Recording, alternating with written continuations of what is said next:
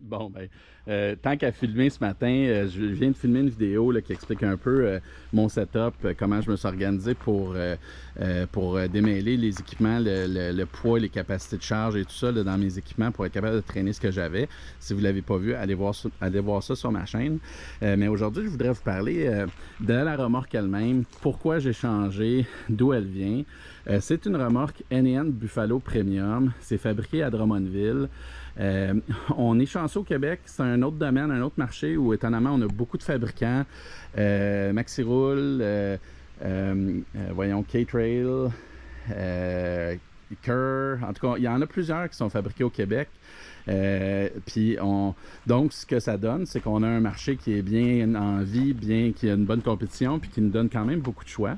Ça, c'est sans compter ceux qui sont fabriqués pas très loin en Ontario. Puis également, je sais qu'il y a beaucoup de gens qui utilisent YouTube pour magasiner comme moi. Donc, je trouve qu'on n'a pas tout le temps une bonne représentation de tous les produits qu'on a sur notre marché. Fait que je fais de la pub, mais c'est aussi pour informer les gens qui seraient peut-être dans le marché, qui a au moins ça sur le marché.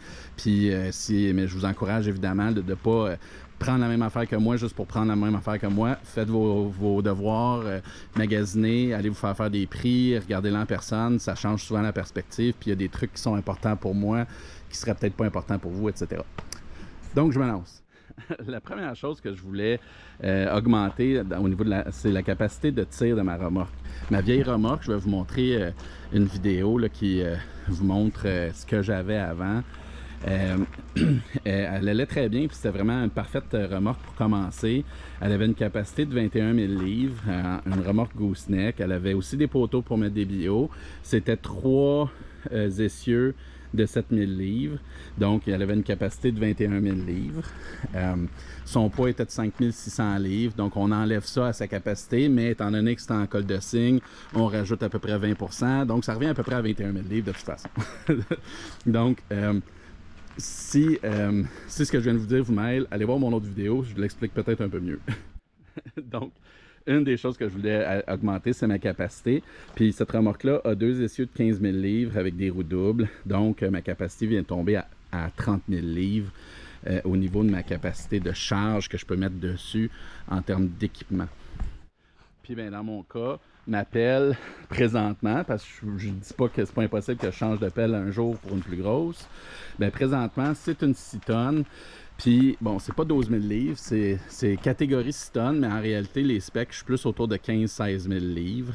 Avec les boquettes, avec les accessoires, on ajoute une coupe de 1000 livres. Fait que, tu sais, dans ma tête, pour me donner un peu de jeu, je me disais tout le temps que j'étais autour de 20 000 livres. Donc, j'étais tout le temps un peu limite au niveau de ma capacité. Puis, ben, sur mon autre remorque, j'avais plusieurs irritants fonctionnels au jour le jour qui me faisaient perdre énormément de temps. Puis que, dans le fond, je voulais remédier à cette situation-là. La première chose, c'est au-delà de la capacité, c'est la suivante. Les rampes. Sur mon autre remorque, les rampes étaient étroites. Puis ma remorque, elle faisait 18 pieds de plateforme, 4 pieds de descente. Puis elle était plus élevée du sol en plus, parce que c'était pas ce qu'on appelle une low profile. Donc, toute la remorque était un bon 7-8 pouces plus haut, ou un bon 6-7 pouces. Ouais, 6-7 pouces de plus haut. Puis, et donc, la descente de mes rampes, non seulement mes rampes étaient étroites, mais c'était super à pic. Fait que ce que ça faisait, c'est que quand je voulais mettre mon tracteur dessus, la pelle, c'était pas un problème. Une pelle, ça grimpe en masse. Mon transporteur forestier, ça grimpe en masse. Mais le tracteur, étant donné qu'en arrière, j'ai souvent un accessoire, fait qu'un box blade ou ma déchiqueteuse, ben j'accrochais tout le temps au point où je devenais jacké, puis j'étais pris là. Fait que c'est arrivé, je vais essayer de vous trouver des photos où j'étais juste pogné avec le tracteur dans la terre, puis il fallait que je creuse avec une pelle pour être capable de venir à bout de faire passer mon attache pour le mettre puis l'enlever dessus. Même en mettant mon 3 points au maximum. Donc, c'était vraiment irritant à chaque fois que je voulais déplacer mon tracteur. Puis, quand je disais qu'elles sont étroites, c'est que ce que ça faisait, c'est qu'il y avait un espace entre les deux. Donc, je pouvais les déplacer sur un axe comme ça, mais c'était à chaque fois, tu sais, ça pogne la terre, ça pogne la saleté. Donc, mes rods ou mes tiges pour faire glisser, j'avais beau les graisser, ben c'était tout le temps dur, c'était tout le temps du gossage à essayer de déplacer mes rampes pour qu'elles soient assez proches pour que le tracteur puisse monter dessus, puis après ça, les remettre assez larges pour que la pelle puisse monter dessus. Donc, les méga ramps qui appellent des rampes comme ça qui sont larges, ont changé ma vie. Maintenant, je suis plus comme irrité à chaque fois qu'il faut que je mette mon tracteur dessus versus ma pelle ou à chaque fois que je change d'équipement. Fait que ça a été une grosse amélioration de qualité de vie. Je vais le dire comme ça. Bon, le fait qu'elle soit facile à clipper aussi, puis que j'ai pas besoin d'avoir des chaînes ou quelque chose pour tenir les rampes, c'est aussi un gros avantage. Mais, tu sais, c'est vraiment plus facile pour mettre mes équipements dessus. Donc, dans cette même lignée de pensée-là, bien, étant donné que ma remorque, cette remorque-là est plus basse, c'est une low profile, elle fait 20 pieds de plateforme jusqu'ici, 5 pieds de descente. Fait que le bas ici est plus bas. Donc, certains inconvénients, surtout quand vient le temps de reculer dans mon entrée-croche, mais bon. Mais c'est beaucoup plus avantageux parce que je suis beaucoup plus proche du sol. Donc, la pente est beaucoup plus douce. Les rampes font 5 pieds plutôt que 4 pieds comme mes autres rampes. Fait que c'est vraiment, même les autres faisaient 6 pieds puis ils étaient beaucoup plus en pente. Donc, ça fait que c'est juste plus doux. Fait que là, c'est facile. Monte, descend avec le tracteur. Facile, pas besoin de rien changer.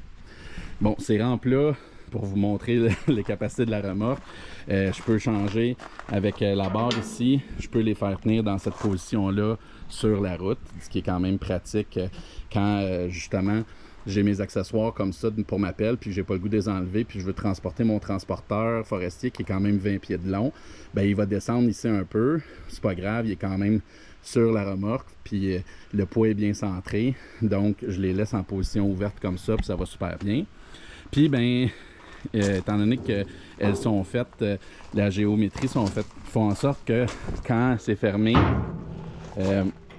c'est une plateforme droite, ben ça fait en sorte que quand je transporte des bio ou si je voulais transporter des palettes de je sais pas quoi, ben là ça me donne vraiment un vrai 25 pieds de plateforme en entier, alors que l'autre, cet espace-là était un peu perdu, je pouvais rien mettre là, ou en tout cas c'était moins pratique, moins solide, moins plat.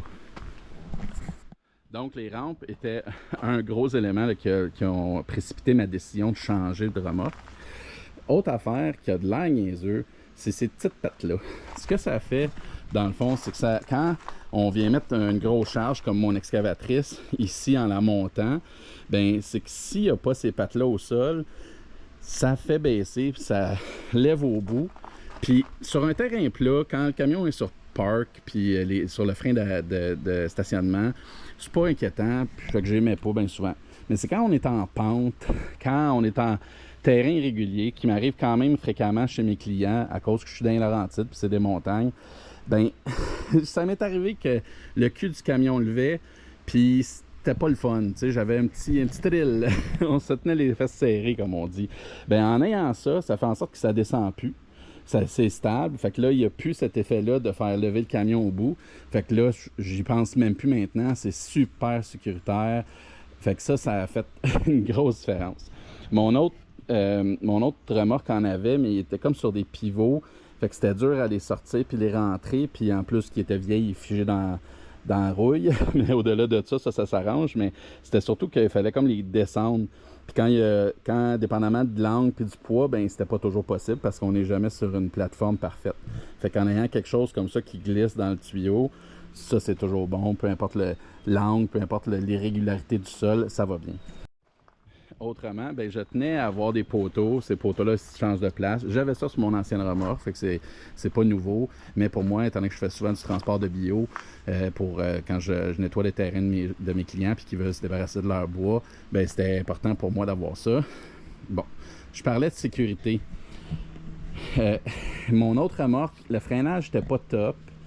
Tu sais, nos belles routes du Québec sont tellement laides puis maganées que je trouvais que la suspension arrochait des fois. Puis j'ai eu à faire des réparations là-dessus, même dans les 2 ans dans l'année et demie que je l'ai opéré, il a fallu que je fasse plusieurs réparations au niveau des balanciers, au niveau de ci, au niveau de ça. Puis tu sais, j'avais peur que mes coûts d'entretien soient énormes à long terme. Donc, je voulais aussi, le temps qu'à changer de remorque, je suis allé avec une suspension Hutch, qui est une suspension vraiment heavy duty. La majorité des fabricants de remorques offrent ces options-là en passant, mais je suis allé avec la Total. Puis, ben, même chose pour mes freins, c'est des freins hydrauliques. Par toute transparence, je n'irai pas trop en détail, mais j'ai eu des petits problèmes avec la pompe hydraulique sur la remorque. Il y avait une mauvaise génération de batch, mais N&N, puis Brian chez N&N, si tu m'écoutes, merci, a vraiment pris ça en charge, puis ont vraiment le service à la clientèle était vraiment présent. Fait que c'est plate quand tu achètes un équipement à ce montant-là qu'il y ait des problèmes, mais ils ont démontré là, une excellence au niveau du service à la clientèle. Ils m'ont finalement réglé ça. Fait que là, je suis très heureux avec, avec la remorque et sa capacité de freinage. Donc, c'est des freins hydrauliques. C'est très fort. Enfin, je suis capable de faire barrer les roues quand m'appelle dessus, ce qui n'était pas le cas avant avec mon autre remorque. Même si je maxais les freins à 10 de gain, les roues barraient jamais. Fait que j'avais comme l'impression que c'était le camion qui freinait plus que la remorque. Fait que c'était rough sur les freins du camion. Fait qu'en ayant des bons freins sur la remorque qui sont proportionnels à la charge que je vais mettre dessus, ça va me sauver des frais d'entretien à long terme, je suis certain. Cette remorque-là, tu sais, le frame, c'est un frein qui est... tout le cadre de la remorque est très solide. C'est tout du galvanisé à chaud. La remorque entière est baignée dans le galvanize pour la traiter, la protéger. C'est un frein qui est cambré, qui est essentiellement organisé comme un fardier. Donc, je sais que ce sera jamais le cadre de la remorque qui va être un problème au niveau de la charge que je vais mettre dessus, même si je vais me chercher une plus grosse excavatrice. Donc, encore là, c'est mon concept de cylindre que je parle souvent, c'est que je veux que la capacité de charge de mon camion, la capacité de charge de l'attache, la capacité de charge de la remorque soit toutes à peu près au même niveau. Comme ça, je maximise la capacité de tir de mes équipements. Et présentement, mon chiffre, c'est 30 000 livres. Fait que ça, c'est comme mon barème. Il faut que je sois autour de ça, puis que toutes les composantes de ma traction soient capables de prendre au moins 30 000 livres. Autre petite affaire qui fait une grosse différence dans ma qualité de vie, c'est les pattes hydrauliques. Dans mon cas, parce que je suis tout le temps en train de dépiner, surtout que mon stationnement n'est pas super adapté à ça, puis j'ai un camion, bien des équipements, puis des fois, je fais des allers-retours, j'ai des jobs qui peuvent durer 5 jours, puis je veux pas tout le temps avoir la remorque dans le dos. Donc, je suis tout le temps en train de me dépiner. Fait que c'était fatigant sur ma vieille remorque. C'était une bonne vieille manivelle, puis c'était même pas une manivelle, il y en a qui c'est décuplé, là, que tu fais un tour, puis ça fait 10 à cause d'un engrenage. Moi, c'était à bras, là. Fait qu'il fallait que je fasse 10 tours pour faire 10 tours. Fait que c'était bien gossant, les crochets sur le côté, il y avait tout le temps du gravier, ça montait mal, descendait mal. Fait que là, je me suis timé pour le fun. Présentement, me dépiner, c'est 20 minutes. Que je sois, que j'arrive de l'extérieur, puis comme là, il faut que je la pine ce matin parce que je veux la déplacer pour continuer les travaux d'excavation. Ben ça me prend 20 minutes. Alors qu'avant, c'était 1 heure. Il fallait que je compte 1 heure de gossage, de oups, il faut que je fasse ci, il faut que je fasse ça. Tandis que là, avec les rampes, avec les pattes hydrauliques, ça fait toute une différence. C'est sûr que le fait d'avoir un système hydraulique, c'est que je perds l'espace qu'il y a dans le coffre parce que c'est les composantes, là, la batterie puis la pompe hydraulique qui sont là. Puis ben, juste pour vous montrer vite, on passe le piton, ça monte, ça descend. Donc c'est vraiment facile. Puis, ben c'est ça. Fait que c'est sûr qu'on perd cet espace-là, mais ce que je mettais là-dedans, c'était souvent mes chaînes, puis mes binders, mes attaches, ça. Fait que, alors que sur ce modèle-là, il y a un endroit pour mettre les chaînes, pour mettre les binders. Fait que ça, dans mon cas, c'est pas un problème. La seule chose que je dirais qui manque sur la remorque, puis j'ai passé la remorque à remorque N&N, c'est un endroit pour mettre la barre de tension que tout le monde a, ou presque tout le monde a. On a toute une barre comme ça pour quand on a des courroies. Ben, il n'y a pas de place prévue à cet effet sur la remorque, ce qui est dommage, mais qui n'est pas une grosse affaire. Là, présentement, je la mets là avec un élastique, puis ça fait la job. Je pourrais la mettre dans le camion, je pourrais la mettre à bien des places.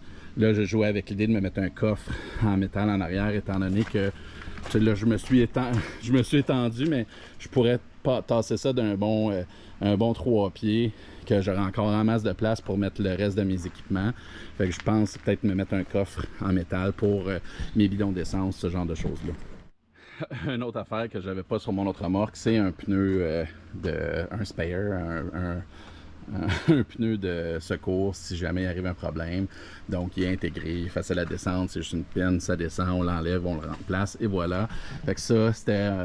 je parlais de sécurité tantôt, ça c'était une insécurité que je vivais, c'est que si j'avais une crevaison, que je savais que ça allait être un aria, du trouble pour essayer de me démêler puis de trouver une façon de me remettre sur la route puis des délais et tout ça, alors que là au moins comme ça minimalement, puis c'est vraiment un pneu identique, donc c'est pas comme un petit pneu de secours comme une voiture, c'est vraiment un pneu identique à ce qui est dessus présentement. Une autre affaire qui existe, c'est une plateforme pour mettre sur le col du gooseneck. Honnêtement, ça risque d'être un achat futur pour moi. Donc Brian, fais-moi un bon prix. Mais ça serait une bonne place pour mettre ma tête déchiqueteuse en semi-permanence là. Parce que je la traîne tout le temps, mais elle sert pas tout le temps. Fait qu'elle est plus dans les jambes qu'à l'aide de l'avoir sur la remorque. Puis je veux pas. Des fois, on est sur une job, puis là, on fait ouais, j'aurais peut-être une heure à faire avec ça, puis là, je l'ai pas apporté parce que je pensais pas que j'en aurais à faire, blablabla. C'est le fun de tout le temps avoir nos équipements avec nous. Donc, je le mettrais là-dessus en semi-permanence. Puis ça ferait de la place pour la plateforme pour mettre d'autres accessoires ou juste plus de place là, pour mon transporteur forestier puis mon tracteur. Je vais faire une vidéo spécifiquement là, dans les prochains jours sur toutes les attaches, comment ça fonctionne, mes apprentissages au niveau des chaînes, des binders, des straps ou des courroies. Puis bon, comment je m'y prends, comment j'attache mes équipements. Là, je vais essayer de filmer ça dans les prochains jours. Mais j'ai commandé avec cette remorque-là quelques courroies, j'oublie le nom, des treuils.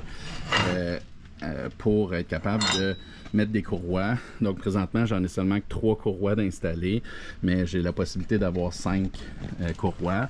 Je voulais avoir ça pour le transport de bio majoritairement, parce que comme c'est là, je peux pas dire aimer les courroies pour mes équipements, parce qu'il y a souvent des coins de métal, fait que ça fait qu'on finit tout le temps par effilocher, puis ça, ben techniquement, cette courroie-là est plus bonne, il faudrait que je la jette puis je la remplace déjà.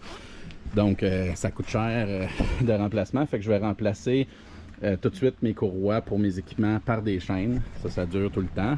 Puis, je vais garder les courroies pour le transport de bio, qui est peut-être plus adapté là, à ça. Donc, j'en ai déjà quelques-unes de spare, fait que je vais pouvoir changer celle-là. Mais c'est ça, c'est des dépenses que je pourrais me sauver en mettant des chaînes à la place, puis en utilisant les courroies que pour les bio. Sinon, ben, j'ai pas grand chose à dire, c'est assez typique. C'est quand même pratique. Il y a des petits accessoires qui m'ont été donnés suite à mes histoires de service avec la pompe hydraulique, mais que je trouve bien pratiques. C'est des bearings qui sont amovibles, donc on peut les mettre à différents endroits. Fait que ça aussi, ça accélère beaucoup mon processus de mettre mes équipements puis de les attacher. Je suis en train d'optimiser ça pour que j'arrête de me poser la question où je pointe, quelle longueur de chaîne, quel crochet, quel quoi. Là, je commence à avoir un rythme, puis ça aussi, je suis beaucoup plus rapide. Avant de mettre ma pelle sur la remorque, je comptais 1 heure. Là, c'est une demi-heure max, puis elle est rendue, puis attachée, puis tout, puis je suis prêt à rouler. Donc, c'est ça. Fait que ça fait une grosse différence. Là, quand en fin de journée, tu es claqué puis tu veux sortir de ton chantier, mais il faut que tu mettes ta pelle dessus puis tu l'attaches. Puis, ben là, ça fait que c'est beaucoup moins difficile et moins long. Fait que je peux revenir à la maison pas mal plus rapidement. Donc, un gros avantage. Puis, c'est vraiment... Ça fait partie des raisons pourquoi j'ai changé mon setup. C'est que je trouvais que je passais un temps énorme avec mon ancienne remorque, que ce soit du gossage de rampe, que ce soit au niveau du pin d'épine, l'attacher au camion ou non, avec les pattes, que ce soit au niveau de toutes les attaches qui étaient moins standards. Fait que c'est tous ces petits trucs-là qui font que là, j'ai un gain en efficience vraiment important.